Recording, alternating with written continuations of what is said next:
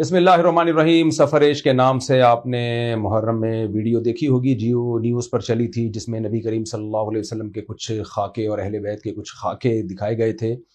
اگرچہ جیو نیوز والوں کی نیت توہین رسالت کی نہیں تھی، کوئی مسلمان اس کا سوچ بھی نہیں سکتا، لیکن بہرحال یہ عمل ناموس رسالت کے بہرحال خلاف ہے، جس پہ عوام نے احتجاج کیا اور پیمرا نے اس پہ نوٹس لیا۔ تو میں جو ابھی یہ ویڈیو ریکارڈ کروا رہا ہوں پیمرا کی حوصلہ افزائی کے لیے، ایسے موقع پہ عوام کو چاہیے کہ اگر حکومتی اہلکار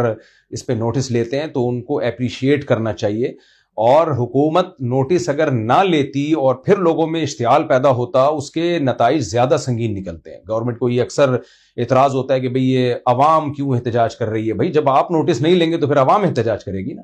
تو پیمرا نے بالکل صحیح موقع پہ نوٹس لے کے وہ نوٹس بھی ہم آپ کے ساتھ شیئر کر رہے ہیں اسکرین پہ۔ تو پیمرا کا پہلی بات تو شکریہ، اور میں سمجھتا ہوں اس شکریہ میں میرے ساتھ ہر وہ شخص شریک ہوگا جو بھی یہ سمجھتا ہوگا کہ پیمرا نے یہ نوٹس صحیح لیا ہے اور صحیح ٹائم پہ لیا ہے۔ دوسرا، جیو نیوز کو چاہیے پہلی بات تو یہ لوگوں سے بھی معافی مانگے اور وہ ریموو کرے وہ ویڈیوز، اور لیکن یہاں جیو نیوز کو بھی اپریشیٹ کرنا بنتا ہے قوم کی طرف سے اور میری طرف سے اور سب لوگوں کی طرف سے، علماء کی طرف سے، کہ اگر علماء نے اس پہ نوٹس لیا اور بتایا کہ یہ کام صحیح نہیں ہوا ہے تو پیمرا نے بھی نوٹس لیا، تو اس نوٹس کو فالو کیا جیو نیوز نے اور اپنی غلطی پہ ہٹ دھرمی اور ضد کا مظاہرہ نہیں کیا، تو اچھی بات ہے۔